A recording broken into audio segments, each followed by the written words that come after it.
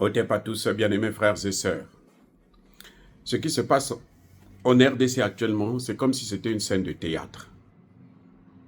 Et les acteurs principaux, ou l'acteur principal, c'est l'Église catholique et protestante.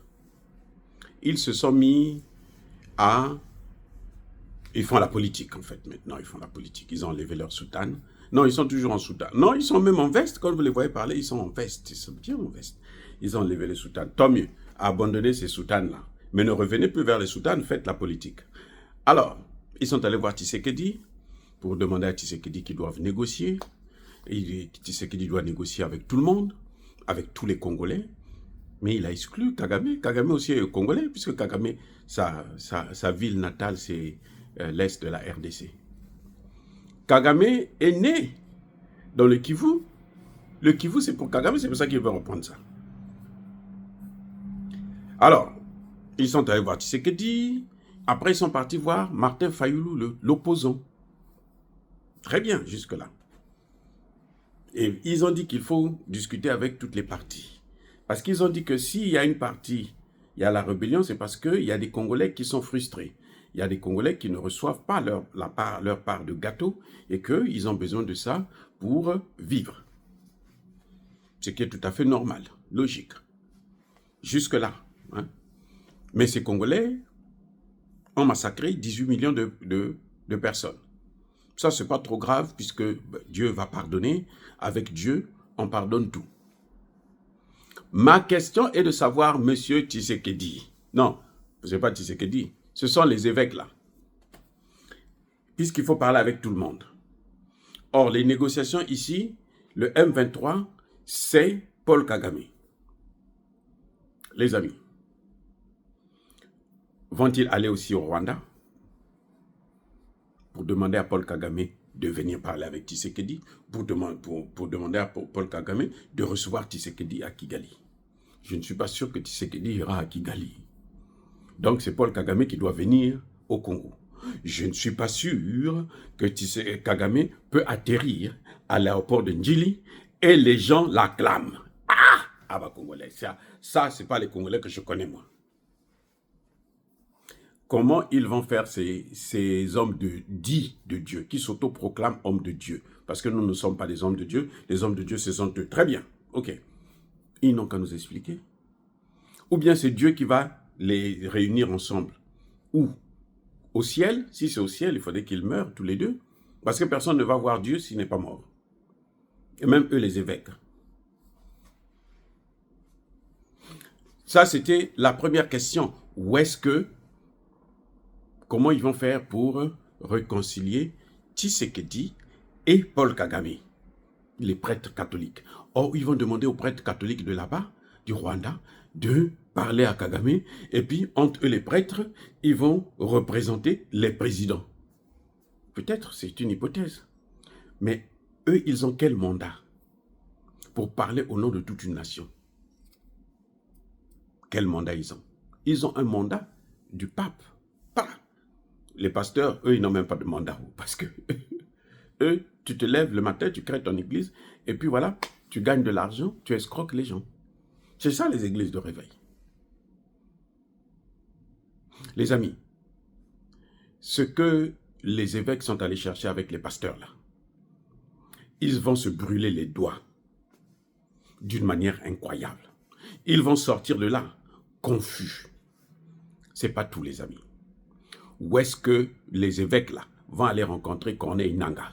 Dans quelle ville et dans quelle maison? Dans quel bureau? Ils vont aller à Goma. Ils vont atterrir dans un avion. Ils vont venir dans un avion. Ils vont atterrir là à Goma. Et puis ils vont rentrer dans des voitures. Quelles voitures? Blindées ou bien des voitures ordinaires? Parce que eux, ce sont des hommes de Dieu. Ils n'ont pas besoin de voitures blindées. Maintenant, ils vont circuler à Goma là.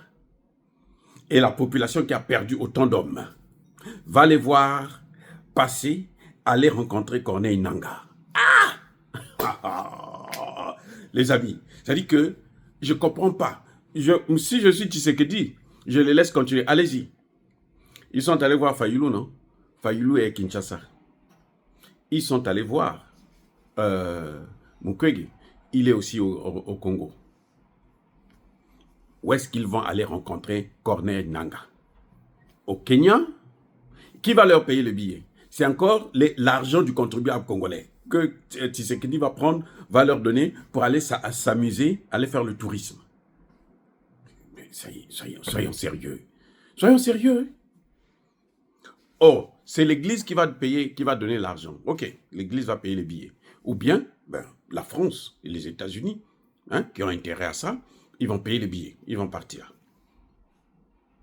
Ils vont amener quoi pour consoler les parents des victimes?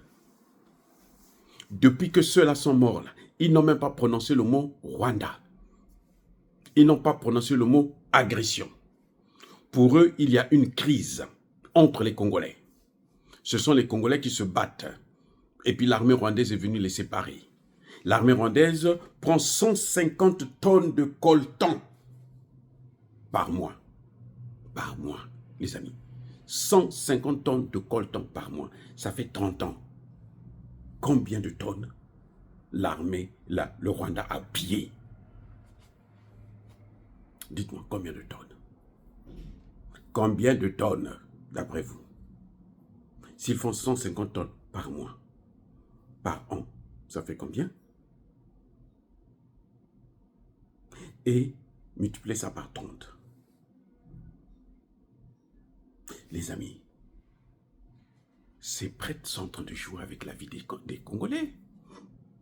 Ces pasteurs sont en train de jouer avec la vie des êtres humains. Oh, eux, parce que eux, ils ne sont pas touchés, mais ils attendent quoi? Ils veulent qu'on aille brûler leur église pour qu'ils sachent que, oh, mais les gens ne sont pas contents. Les gens, pendant qu'ils sont en train de pleurer, eux, ils sont en train de soutenir les tueurs de ces gens. Eux, ils sont en train de demander à ce que Tshisekedi partage le pouvoir et l'argent avec les tueurs de 18 millions de personnes. C'est horrible. C'est horrible. C'est-à-dire que quand vous voyez ça, on est dégoûté. On se dit, mais comment se fait-il que les Congolais continuent à aller dans ces églises-là? Comment? Moi, je veux savoir. Expliquez-moi. Oui, les évêques veulent la négociation. Bon. Ils vont aller parler avec Nangaa. Où est-ce qu'ils vont aller rencontrer Willy Ngoma? Où est-ce qu'ils vont aller le rencontrer? Et qui va assurer leur sécurité quand ils vont aller les voir? Est-ce que ces prêtres-là peuvent atterrir aujourd'hui, au moment où nous parlons, à Goma ou à Bukavu, là où les gens sont remontés, les gens sont en train de pleurer leur mort, et eux, ils viennent pour soutenir ceux qui sont à l'origine de ce carnage? Les amis, mais ces évêques-là sont en train de jouer, mais Tshisekedi est trop gentil, en fait. Tshisekedi est trop gentil. Si c'était moi à la place, là, eux, là, ils seraient tous zigouillés. Je les mettais en prison d'abord. Allez-y d'abord connaître ce que c'est que là. Ou faire comme le Burkina Faso fait, là. Des gens comme ça, on les prend, on leur donne la tenue et les armes, allez-y vous battre. Monsieur Tshisekedi, la place de ces pasteurs et de ces évêques-là qui veulent la négociation, c'est aller protéger les populations à Goma. Donnez-leur des tenues et des armes, ils n'ont qu'à aller sur le terrain.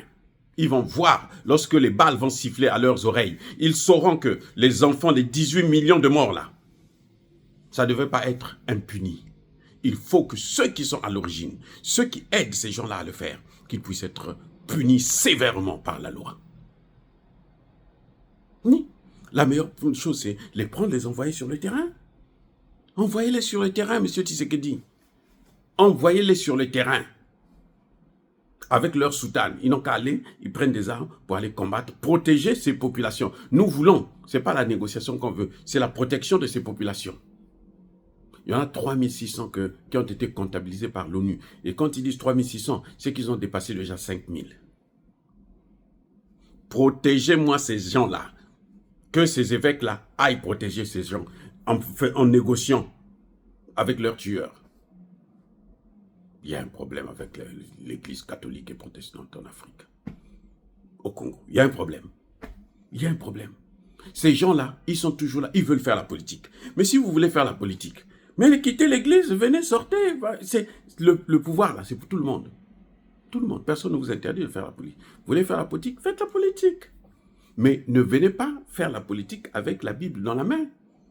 Ça ne se passe pas comme ça, les amis. Bien-aimés frères et sœurs, je pense que Tshisekedi doit être maintenant un peu plus sérieux avec ces gens-là. Parce qu'ils sont en train de jouer pendant que les gens sont en train de pleurer leur mort. Soyez bénis, abondamment bénis par le Dieu des Kémites et par nos ancêtres angélisés, mais que tous ceux qui persécutent le continent africain, le pillent et le déstabilisent, qu'ils soient noirs, blancs, chinois, arabes, juifs, indiens ou qui qu'ils soient punis, maudits, foudroyés, neutralisés, écrasés, effacés par le Dieu des Kémites et par nos ancêtres angélisés. Vive l'Afrique éternelle, je dis et j'assume.